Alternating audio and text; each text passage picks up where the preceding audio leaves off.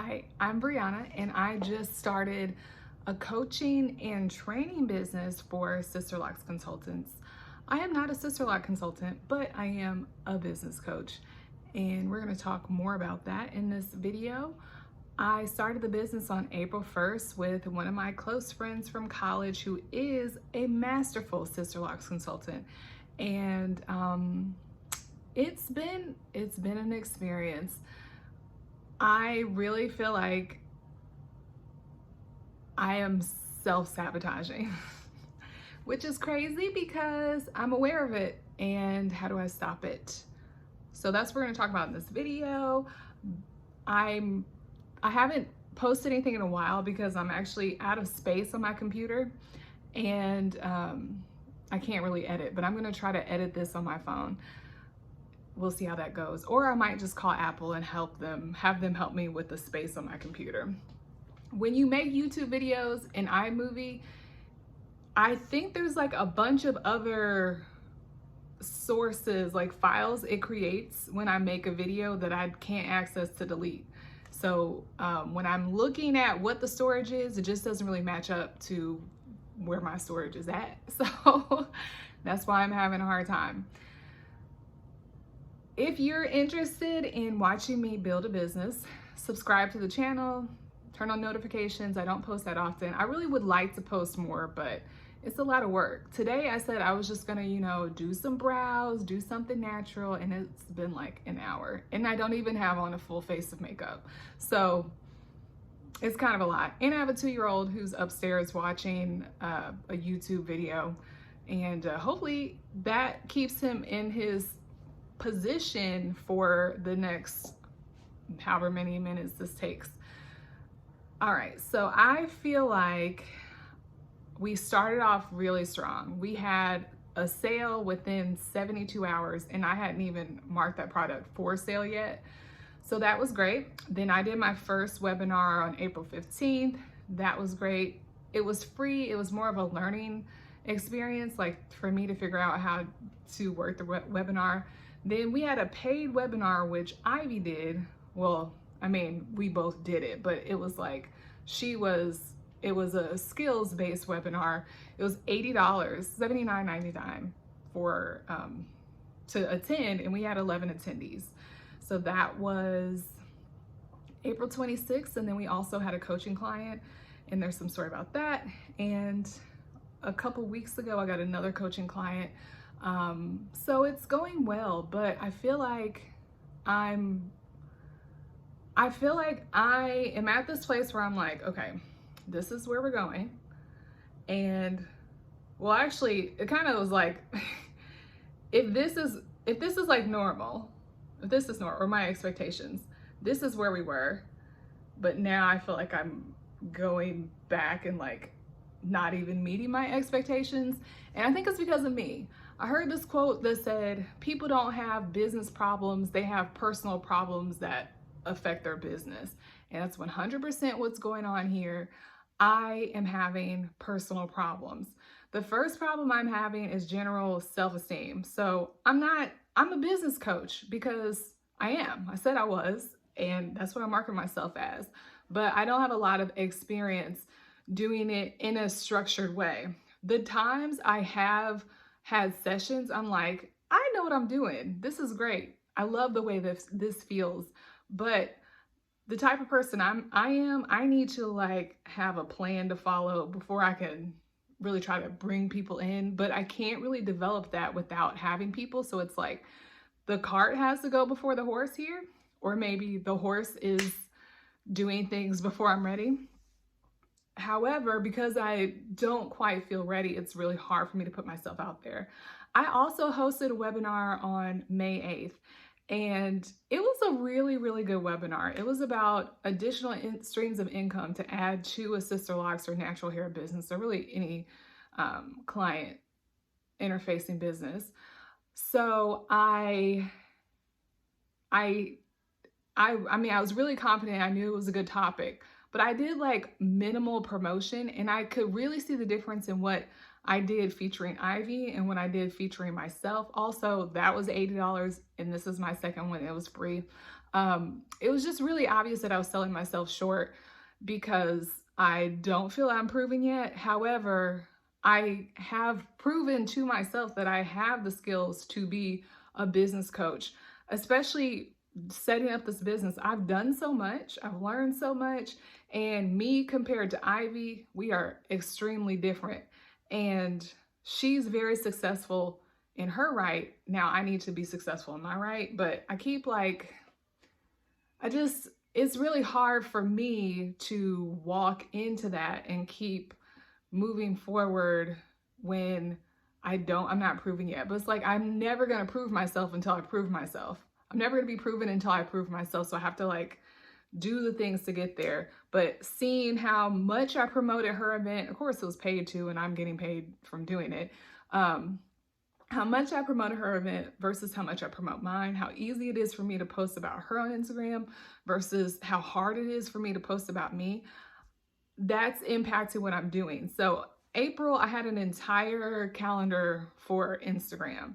May, I haven't done that, but also, so I haven't really posted very much, but part of that's because, part of it's because it's hard to get content when people can't really work. And if Ivy's busy, then I can't really get the things I need from her to post as quickly as I need to. So that's something that we're gonna have to work on as a team, because the delay, especially when she's at like fully back to work and got a lot of stuff to do, is going to be even harder. So we need to work on that. That's one of the challenges. But mainly, I'm really self-conscious about putting myself on there. First of all, I don't have sister locks. They don't know me. Most of our followers are from her, I assume. So why do they want to see me? I don't know. I don't feel like I know them. I don't feel like I know the language. I don't feel like I know what they care about. I feel like I'm having to train them on the value of business coaching. So I just feel really insecure as the other part of this team. However, I have full faith that me as a part of this team is what can help somebody go from a regular Sister Locks consultant making 50, 60,000 to making six figures, because the things that Ivy does, which I can see being in business with her, the things she does that make her successful are things people need to be coached to do. And there are also things I need to be coached to do. One of the things she really has going for her is she's not emotional. She doesn't go through these periods where she has a low self-esteem and therefore doesn't promote herself. She's always got a high self-esteem. She's always believes in herself. She doesn't waver. And it's crazy to like be this person right next to her wavering, and just, I can really, really see the weakness compared to her. Not like, oh, I'm weak compared to Ivy. It's just like, this is a real problem for you, something that you really need to grow in, because you can see it next to this person who doesn't experience that. My friend told me that I should maybe just focus on capturing the demographic that she doesn't capture. Yeah, they like her or whatever, but there's still going to be people who find us that might like me. They might be more interested in what I have to say versus what she has to say. So I need to just like build that side of the following. But it's been hard. It's really been hard. On top of that, we're still in quarantine. I have a 2-year-old, and that's a challenge because I need to be a decent parent and like make sure he's got the stimulation and stuff. That's getting better, but it's still a challenge. Like that still kind of can be draining to have him all over me and getting into things. He needs exercise. He keeps pooping in the middle of the night, all that. But the biggest thing has been I am having a breakdown with one of my closest friends, and it has been one of the hardest experiences I've had as an adult. And it's very complex. I don't think she understands the complexity, because I don't see how she could understand where I'm at and still be like interacting the way she is. I suggested we talk to a counselor, preferably her counselor, but her counselor felt like that was not important or not necessary. And that leads me to believe she just can't know the complexity of this. So for me, I have been hurt by my friend, and I don't recall ever being hurt like this. You know, sometimes your friends hurt you inadvertently, but like you can usually get over that or talk to them about that, or, you know, an apology helps. But this is more like I don't know where I can go from it, even if I got an apology, because it's more of like we've had a relationship for the last decade where I don't know if we've necessarily been congruent. So I don't know what I can do there.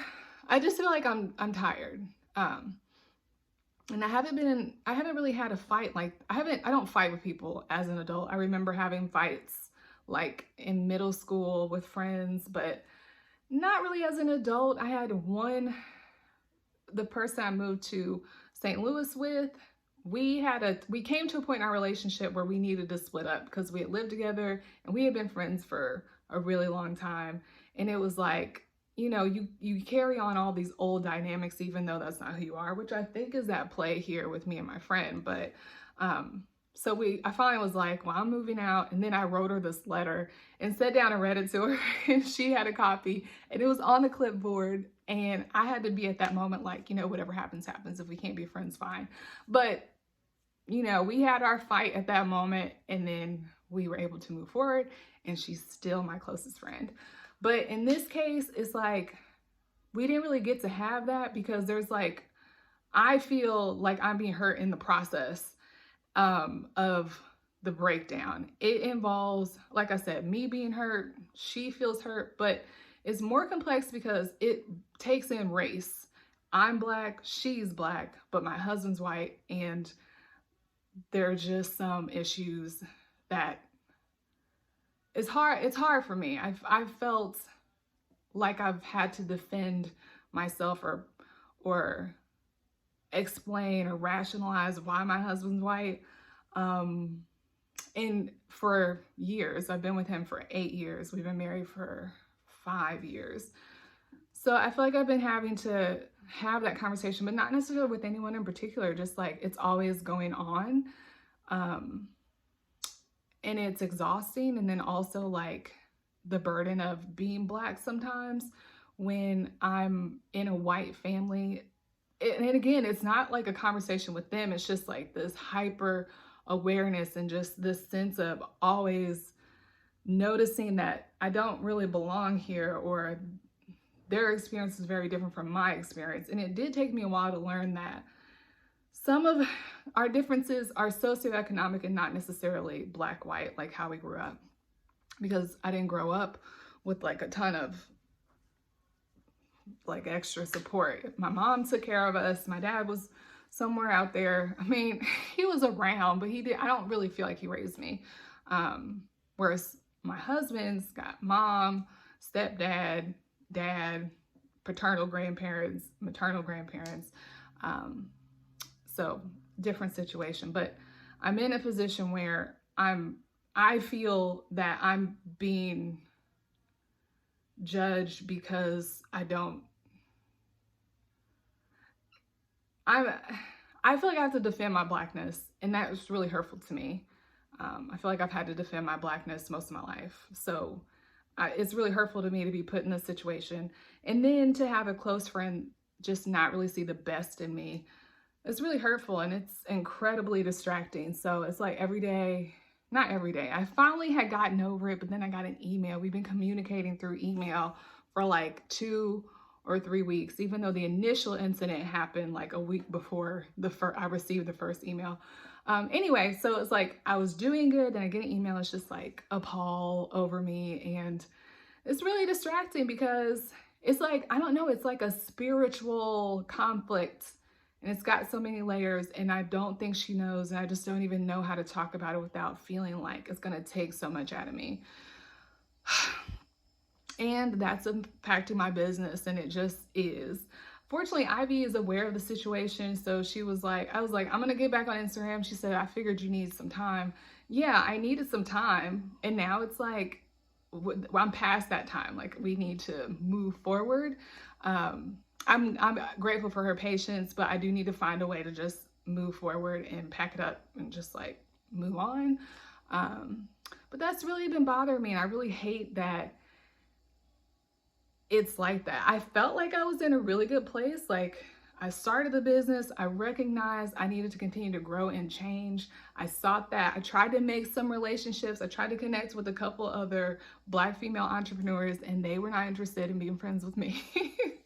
And then I was just, doing some work. Like, I reached out to a couple people for reconciliation, and that, like, one person, every time I saw his picture or heard about him, I would feel hurt. And it's kind of complicated because he's like a celebrity now. But I did get in touch with him, and we got to talk, and I got to cry, and I got apologies and all that, and some understanding, and that feels clear. It's like I can see a picture of him and not be upset. And then this other one was just really random, and I didn't even know I needed it. But I got apologies from that person too, back from middle school, and that was really healing. So then to have this experience, that I know that this relationship probably doesn't need to go with me into the next phase. I know that, but somehow it's like it can't just end. It's just like got to drag everything else down with it. And I do have hope for the future, but I think just right here where I'm at, I've got to change, and that's one of the changes I have to make. But it's been really draining, and I want to do more, but it's just on me. So I've been trying to pray. I have a half sister. Well, she's my sister, but I'm just half sister because I'm still kind of getting to know her. She was like, you need to pray. And I said, I just don't know what to pray. And she said, you can pray, create in me a clean heart, which is Psalm 51:10, and renew a right spirit within me. And I think that's just really what I've been praying, because I don't want to feel angry. I don't want to feel upset. I don't want to like feel defensive. I just want to fix the situation how best I can and move on. But it's just been so hard, and now it's impacted my business. And it's like every time I open my email, I have this sense of dread, because I know I'm not doing everything I should be doing for the business. And I don't want to blow this opportunity. And I also don't want to set a precedent that I'm going to start something and not like finish it. I see all the potential. I want to realize the potential. So I really hope that I can turn things around today or this week. I don't know. It's just like, I feel like I should be able to be done. I'm past this. But when you've been friends with somebody since freshman year of college, which was like 14 years ago, I just can't. And I really wish it weren't that way.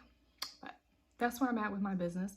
6 weeks in, I do want to give you guys some tutorials, like talk about some of the things that I've been able to achieve and I feel really good and successful about. But that will have to come at a later time. Got to get back to the little one watching TV, because TV does what I cannot do, apparently. Again, if you're interested in watching me build this business or run it into the ground, no, I'm not gonna run it into the ground. If you're interested in watching me build this business, subscribe to my channel, and I will see you in the future.